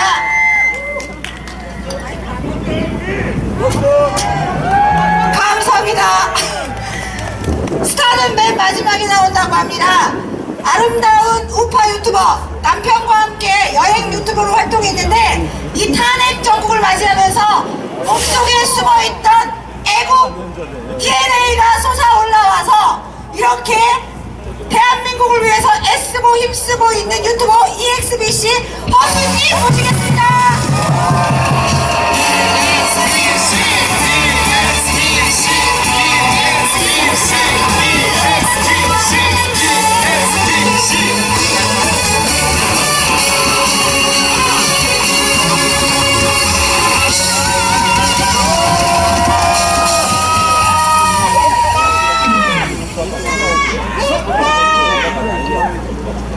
마이크 안 나온대요. 안녕하세요. 아유, 스타라니요. 감사드립니다. 그렇게 소개해 주셔서. 안녕하십니까? 저는 EXBC라는 유튜브 채널을 운영하고 있는 자유인 허수라고 합니다. 반갑습니다. 제가 스스로를 자유인으로 오늘 소개를 드렸는데, 저는 오늘 이 자유라는 가장 소중한 가치와 그리고 미래를 위한 대한민국이라는 선택이라는 주제로 한번 이야기를 해볼까 합니다. 저는 여러분 전교조 선생님들이 만든 학교에서 청소년기를 보냈습니다. 제가 다닌 이 학교는 사랑과 자발성 그리고 자유라는 교육 이념 아래에 내세워서 학생들을 가르치지만 실상은 학생들이 배워야 할 필수 과목보다는 주한미군 반대 시위, 그리고 제주 4.3 사건 배우기, 5.18 광주 청소년 캠프 등 그런 것들이 더 중요하게 중요하게 여겨지는 그런 정치적으로 편향된 사상이 주입되는 폐쇄적인 곳에서 자라왔습니다. 이후 학교를 제가 이런 전체적인 교육에서 회의감을 느끼게 되었고요. 자발적으로 학교를 나오게 되고 이후에 자립을 위해 쌓아야 했던 사회 경험을 통해 이 학교에서 배웠었던 과열된 자본주의 경쟁사회의 폐해와는 달리 스스로 책임을 가지고 인생을 개척하는 것이야말로 우리가 더 자유롭게 살 수 있게 되는 것이라는 것을 깨닫게 되었습니다. 내 인생을 스스로 개척할 수 있다라는 이러한 자유는 어디서 오게 된 것일까요? 이것은 우리의 역사 속에서 뛰어난 리더들의 현명한 결단력이 낳은 결과이고 지금 우리가 그것을 누리고 있는 것 아니겠습니까? 자, 1948년 대한민국이 건국되던 당시 한반도는 북한처럼 공산 독재로 갈 것인가 아니면 자유민주주의 국가로 갈 것인가의 두 가지 갈림길 앞에 놓여 있었습니다. 당시 남한 주민의 70%가 사회주의를 원했음에도 불구하고 이승만 대통령은 소련의 지원을 받은 북한의 공산주의 체제 대신 미국과 함께 자유민주주의 체제로서의 분명한 결정을 내렸습니다. 그 선택 덕분에 오늘날의 우리가 번영된 대한민국을 이룰 수 있었던 건 아니겠습니까? 여러분도 아시다시피 1950년 북한의 기습 남침으로 인해 대한민국은 존망의 위기에 처해 있었고 전 세계 자유 진영이 이 나라의 자유를 지키기 위해 처절하게 싸우지 않았습니까? 그럼 우리는 왜 이렇게 공산주의와 사회주의와 함께 싸워왔나요? 그건 바로 우리가 원하는 게 개인의 존재 가치와 자유이고 저 사회주의 공산 세력과는 개인의 자유는 절대로 공존할 수 없기 때문 아니겠습니까? 이렇게 전 세계 군인들과 그리고 우리 건국 세대의 희생과 그리고 산업화 세대들의 뼈를 깎는 노력들에도 불구하고 2025년 오늘날 대한민국은 다시 한번 중요한 선택의 기로에 서 있습니다. 과거 19세기 영국과 러시아가 패권을 놓고 다툰 그레이트 게임처럼 지금 세계는 미국과 중국이 패권을 놓고 다투는 제2의 그레이트 게임을 마주하고 있습니다. 미중 갈등은 단순한 무역 갈등이 아닌 자유민주주의 대 전체 공산주의의 이념 전쟁이며 경제, 안보, 패권이 얽힌 글로벌 전쟁입니다. 그렇다면 대한민국은 이 제2의 그레이트 게임 속에서 어떤 선택을 해야 하겠습니까? 맞습니다. 그러나 대다수의 좌파들은 물론이고 일부의 보수층에서조차 아직까지도 안미경중이라 말하는 사람들이 있습니다. 안보는 미국, 경제는 중국이란 소리를 하며 미중 간의 박쥐짓을 하려고 하는데 여러분 떠올려 보십시오. 한반도가 열강들 사이에서 한 번이라도 중립으로 잘 지냈던 적이 있었습니까? 청일 전쟁은 어디서 일어났습니까? 러일 전쟁은 어디서 벌어졌습니까? 한국 전쟁 6.25는 어디서 벌어졌습니까? 바로 이 한반도 땅 아닙니까? 19세기에도 세계 패권국이었던 영국은 전 세계의 해로를 장악하고 러시아는 부동항이 없어 강한 해국을 육성하지 못했습니다. 발트해와 크림반도로 남진을 시도하다 막힌 러시아는 방향을 틀어 조선과 일본을 위협하며 부동항 확보를 눈앞에 뒀었죠. 이를 저지하기에 너무 긴 보급로와 수많은 식민지 관리로 군대가 부족했던 영국이 극동아시아에서 러시아를 막아줄 우방국으로 일본과 동맹을 맺습니다. 당시 일본은 서양 문명을 받아들이고 메이지 유신을 통해 근대화를 성공시켰죠. 반면에 조선은 세국을 고집하고 청나라만을 믿고 세계 정세를 외면했습니다. 그렇게 일본은 서구 열강의 식민지화를 피하고 오히려 강대국의 과변에 오르게 되었지만, 중국과 러시아에 휘둘린 조선은 독립을 잃고 식민 지배를 당하게 된 것입니다. 지금의 세계 정세도 여러분 다르지 않습니다. 여러분, 역사를 잊은 민족에게 미래는 없다라는 말 많이 쓰이죠. 그런데 저희 진영에서는 항상 역사 속에 피해만을 강조할 뿐입니다. 항상 일본에게 당한 식민지 역사 기억하십시오, 분노하십시오라고 감정을 세뇌시킬 뿐, 서양 열강들 사이에서 어떻게 동아시아의 일본이란 나라만이 식민지를 명할 수 있었는지, 조선은 어찌하여 망하게 되었는지는 이야기하려 들지 않습니다. 이런 주입식 피해자 역사관보단 미래를 위해 더 강조되고 배워야 될 부분이 바로 사실에 입각한 역사관 아니겠습니까? 계속해서 역사의 피해자로만 남아 계시겠습니까? 같은 실수와 과거를 반복하지 않기 위해 일본에 대해서도 더 이상 배타적 민족주의 피해 인식은 버려야 한다고 생각합니다. 왜냐하면 우리는 피해받은 나라의 조선인이 아닌 위대한 선택을 한 이승만, 박정희와 같은 리더들과 호국 여국들의 숭고한 희생과 산업화 세대들의 피나는 노력으로 이뤄낸 자랑스러운 선진국 자유민주주의 대한민국의 국민이기 때문입니다. 자, 여러분, 저는 윤석열 대통령의 가장 큰 업적 중에 하나가 캠프 데이비드에서 한미일 안보 협력을 맺은 거라고 생각합니다. 여러분 기억하시죠? 지난 문재인 정권 동안 반일 선동 말이에요.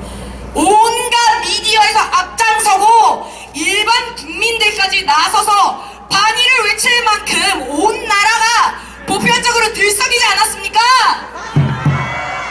그 여파로 윤석열 대통령께서 얼마나 고생을 하셨습니까?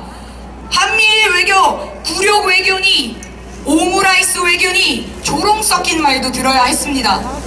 그럼에도 불구하고 자국의 안보와 미래를 위한 결정을 하신 윤석열 대통령의 안목을 어찌 지지하지 않을 수가 있겠습니까?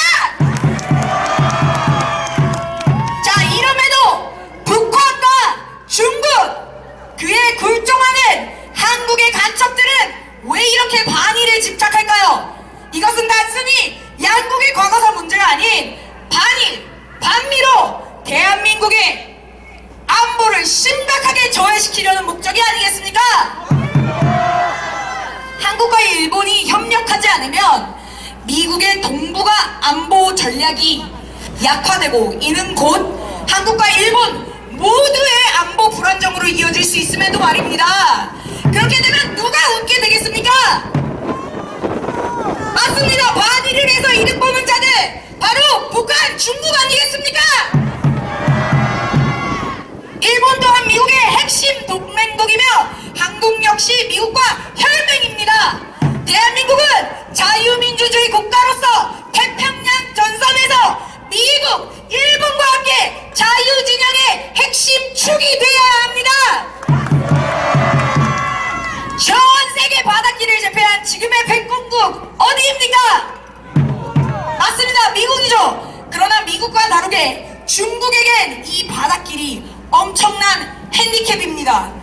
자원 문제가 근본적이며 스스로 생산할 수 있는 가스와 석유가 한참 적기 때문에 지난 20년간 땅에선 가스관으로, 바다에선 배로 중동과 아프리카에서 자원을 퍼오고 유럽 등지로 연결되는 실크로드 무역길을 닦기 위한 중국몽의 실현수단, 바로 1대1로입니다. 여러분, 식량과 자원 때문에 이 세상에는 전쟁이 일어나지 않습니까? 국내에서 생산하기만 부족하니 남의 나라 가서 뺏어오자는 거 아니겠습니까? 식민지 전쟁이 전쟁 외에 유일한 해결책이 바로 이 무역으로 식량과 자원을 사오는 겁니다. 아니겠습니까? 맞습니다. 비행기는 너무 고비용이죠. 자동차로도 한계가 있습니다. 바로 이 배로, 제일 효율 좋은 이 배로 바닷길을 오가며 하는 무역입니다. 근데 이 바닷길을 해적이나 깡패 국가들이 장악해서 식민지화하고 무역이 불가능하다면 자원과 식량 부족으로 쉽게 전쟁이 나게 되겠죠. 세계 1, 2차 대전도 그러했죠. 영국, 프랑스 등 패권 국가들이 이 바다 패권을 지고 식민지화를 해 패권이 없던 독일이 2번이나 세계대전을 일으킨 것 아니겠습니까? 자, 그러나 세계 2차 대전을 끝내고 패권을 장악한 미국은 해양 패권은 본인들이 쥔 채 모든 친미 동맹국들에게 Freedom of Navigation, 즉 항해의 자유를 주었습니다. 또 다른 세계대전을 방지하기 위함입니다. 자원과 식량이 부족한 대한민국의 발전 근간은 바로 이 항해의 자유에 있습니다. 그리고 방공, 친미한 이승만, 박정희 대통령 덕분이라는 것 또한 우리는 잊어서는 안 됩니다. 이 미국의 해양 패권에 도전하는 나라가 바로 중공이죠. 중공은 미국의 해양 패권에 도전하기 위해 해군을 기르기 시작합니다. 그러나 중국의 아까도 말한 지리적 핸디캡, 바로 미국의 동맹국들인 한국, 일본, 대만, 필리핀, 베트남에게 바닷길이 가로막혀 태평양 바다로 해군을 보낼 수가 없다는 것입니다. 그래서 중국이 시작한 것이 이 주변 국가들의 신중화입니다. 특히 민족주의적 좌파가 많은 한국은 집중 공략 대상이 아니겠습니까? 이 반미, 반일 감정을 조장하며 민주당, 친북중 인사들을 지지하게 만들고 부정선거로서 조금씩 중국화를 시작했습니다. 이것은 1대1로의 일환이기도 합니다. 자, 그러나 2016년 중국을 주적으로 공식화한 트럼프가 당선되면서 중국의 꿈은 깨지기 시작하죠. 당연히 미국은 이 1대1로를 저지하기 위해 많은 공작을 했고 중공은 엄청난 돈을 들여야 만든 이 1대1로 프로젝트가 망하게 생겼습니다. 이것 때문에 중국은 천문학적인 돈을 날리고 경제가 휘청이고 빚으로 만리장성을 세우고 있습니다. 자, 이것만으로도 보이지 않습니까? 한국이 도대체 어떤 선택을 해야 할지 말입니다.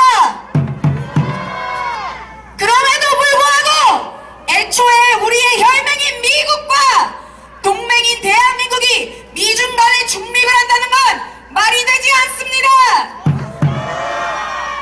미국의 입장에서도 그렇게 도와준 동맹국 한국이 미국의 주적 중국이랑 짝짝꿍 붙어먹고 미중 간의 싸움에서 중립을 고집한다면 세계 패권국 미국이 한국을 그냥 두겠습니까? 자, 여기서 친중하거나 박쥐처럼 군다면 구한마의 고종이 친러한 것처럼 이 나라는 또 만국의 길로 들어서게 되는 겁니다. 그럼에도 이 나라를 만국의 길로 이끄는 저 매국 반국가 세력들에 의해 구한마의 조성과 같은 결과를 맞이할 수 없지 않겠습니까?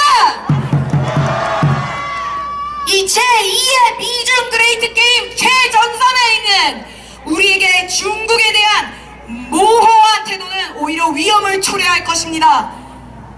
그런데 말이죠, 여러분, 현재 이 친중 세력들이 반중 친미 노선을 확실히 하고 있는 윤석열 대통령을 탄핵시키려 하고 있습니다.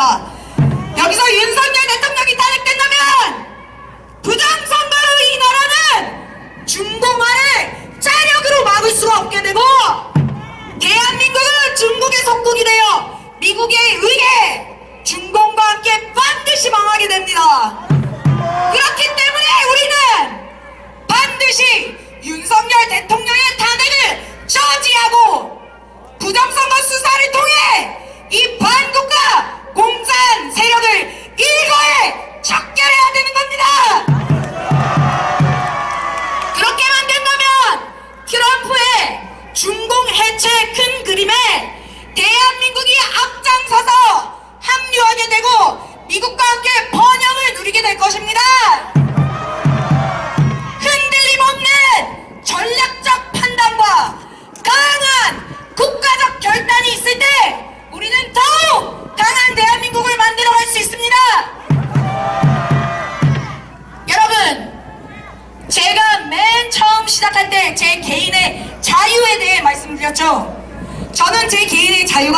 중요하고 여러분도 그러하듯이 저 북중러 전체주의 사회주의 세력이 이 대한민국에 득세하게 된다면 반드시 우리의 자유는 뺏길 것입니다.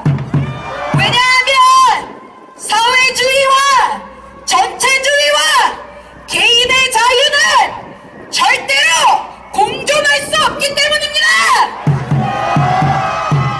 내 자유를 보장해주는 것을 이 대한민국이라는 튼튼한 집으로 비유를 하며 마무리를 짓겠습니다. 우리 집의 기둥은 국가의 안보로 비유할 수가 있겠습니다. 기둥이 약하면 건물 전체가 무너지는 것처럼 국가의 안보가 약하면 외부의 위험 앞에서 자유도 경제도 모든 것이 사라지고 맙니다. 한미일 삼각동맹으로 지키는 강한 군사력과 확고한 안보 방어 태세가 없다면 이 집은 언제든 무너질 위험에 처할 것입니다. 또 우리 집 대한민국의 자유민주주의 체제는 이 집의 벽입니다. 벽이 있어야 바람과 비를 막아주듯 자유민주주의는 법치와 공정한 제도를 통해 우리의 권리를 보호합니다. 만약 벽이 갈라지고 무너지면 국가 시스템이 혼란에 빠지고 결국 독재와 전체주의가 틈을 타게 될 것입니다. 자유시장 경제 시스템은 국가라는 집에서 문이 되어줍니다. 문이 있어야 사람들이 드나들고 새로운 기회가 열리듯이 자유로운 시장 경제가 있어야 사람들이 일하고 창업하고 투자하며 번영할 수 있습니다. 이 기회의 문이 열려있다면 누구나 자신의 능력과 노력에 따라 성장할 수 있고 새로운 아이디어와 기술이 자유롭게 교류됩니다. 하지만 이 문이 정부가 지나치게 통제에 닫아둔다면 경제는 정체되고 사람들은 답답한 방 안에 갇힌 듯 숨막히는 삶을 살게 되겠죠? 자, 문이 너무 꽉 닫고 열리지 않는다면 북한처럼 바깥 세상과 단절된 채 쇠퇴할 것입니다. 반대로 문이 없는 집처럼 아무런 규칙도 없이 방치된다면 혼란과 무질서가 일어날 수도 있습니다. 그렇기에 우리는 공정한 법과 제도를 바탕으로 자유롭게 열고 닫을 수 있는 문을 유지해야 합니다. 우리의 경제도 이와 마찬가지입니다. 기회의 문으로 자유로운 시장 경제가 보장될 때 우리는 더 나은 미래로 나아갈 수 있습니다. 자, 마지막으로 이 집의 창문은 표현의 자유와 언론이라고 비유하겠습니다. 창문이 있어야 바깥 세상을 보고 공기가 통하듯 언론과 표현의 자유가 있어야 국민들이 올바른 정보를 얻고 자유롭게 소통할 수 있지 않겠습니까? 창문이 막히면 집안은 답답하고 숨막히듯 언론이 통제되면 국민들은 진실을 알 수가 없고 결국 국가도 병들게 됩니다. 자, 여러분, 그렇다면 우리의 집은 지금 어떻습니까? 무너지기 일보 직전입니다. 자유민주주의라는 우리 집의 벽엔 무너진 법치주의처럼 금이 가고 있습니다. 표현의 자유와 언론의 창은 거 잠그고 중국과 북한이라는 도둑이 우리의 문으로 드나들며 자국민의 기회마저 박탈되고 있습니다. 이 집을 짓고 유지하는 것은 우리 국민 모두의 몫입니다. 기둥을 튼튼히 하고 벽을 단단히 세우며 무너지지 않도록 돌봐야 합니다. 창문을 활짝 열어 소통하고 문을 열어 기회를 만들되 도둑이 드나들 수는 없게 문을 닫을 줄도 알아야 합니다. 여러분, 이 집의 가장인 대통령의 판단을 믿고 국민 모두가 이 집을 새로 보수하여 무너지지 않는 제2의 건국으로 나아가야 합니다. 이 집이 완전히 무너지면 우리는 이와 같은 집은 다시 세울 수 없을 것입니다. 그러니 끝까지 지켜냅시다. 무너지지 않는 이 집을 우리가 우리가 살고 있는 이 집을, 우리의 자유를 끝까지 지켜냅시다. Save Korea! 윤석열 대통령 만세! 자유 대한민국 만세! 이상으로 마치겠습니다. 감사합니다.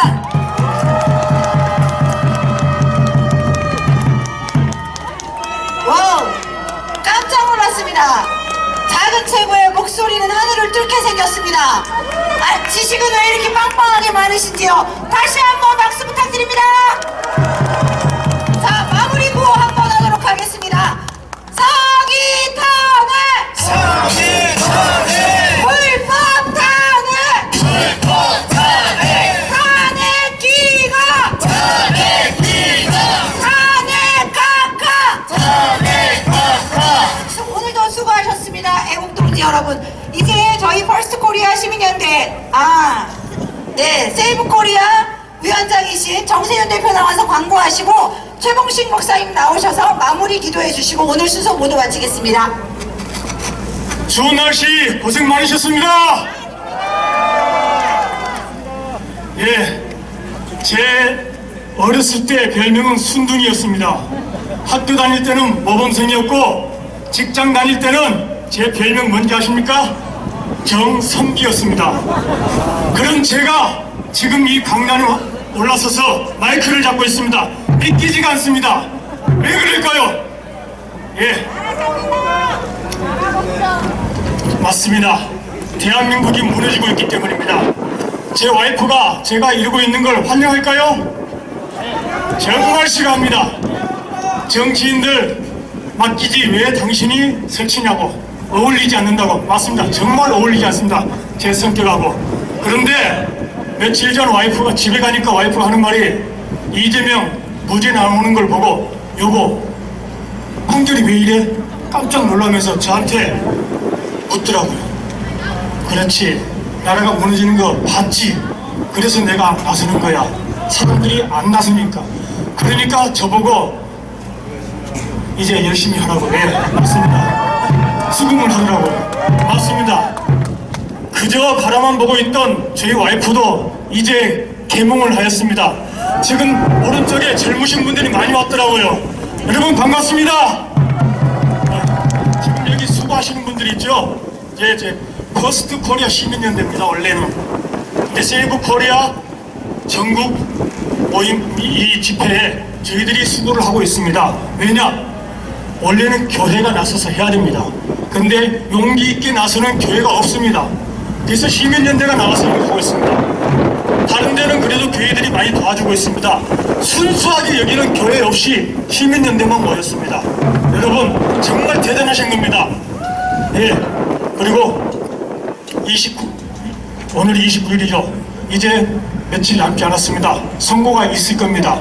있든지 좋은 결과가 나오든 나쁜 결과가 나오든 나라를 살리기 위해서는 계속 힘을 실어줘야 됩니다.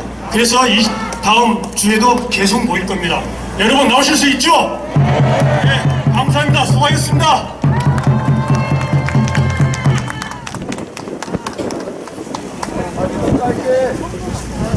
자, 오늘 마지막 순서로 기도하는 시간을 좀 갖겠습니다.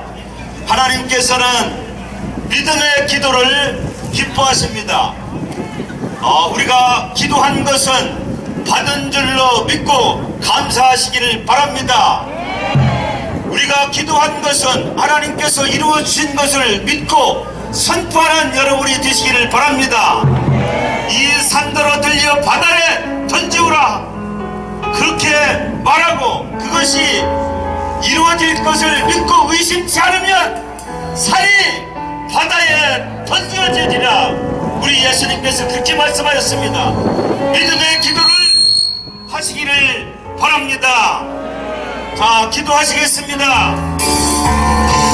하나님 감사합니다. 이곳에 모여서 우리가 합심하여 기도하게 하여 주시오니 감사합니다. 우리의 기도를 들어 응답하여 주시는 좋으신 아버지 하나님 감사합니다.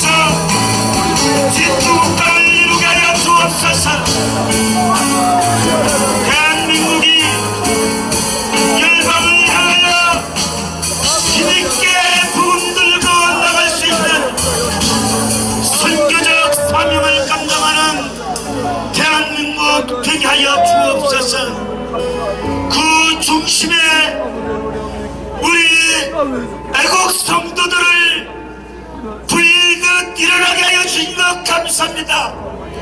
애국 성도들을 성령으로 충만케 하여 주시고 성령의 권능을 힘있게 하여 주시고 성령의 나타남이 있는 삶을 살게 하여 주옵소서.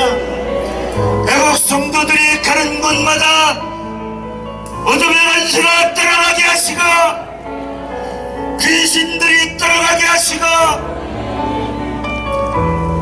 저주받은 땅이 회복되어지는 역사가 있게 하여 주옵소서. 복음을 통한 영적 변화가 우리의 개인, 가정, 교회뿐만 아니라 이 대전 땅을 변화시켜 주시고 대한민국을 변화시켜 주실 줄 믿고 감사합니다. 윤석열 대통령과 함께하는 우리 애국 시민들에게 새 힘을 더하여 주옵소서. 성령의 권능을 힘입게 하여 주시옵소서. 예수님의 이름으로 기도하옵나이다. 아멘.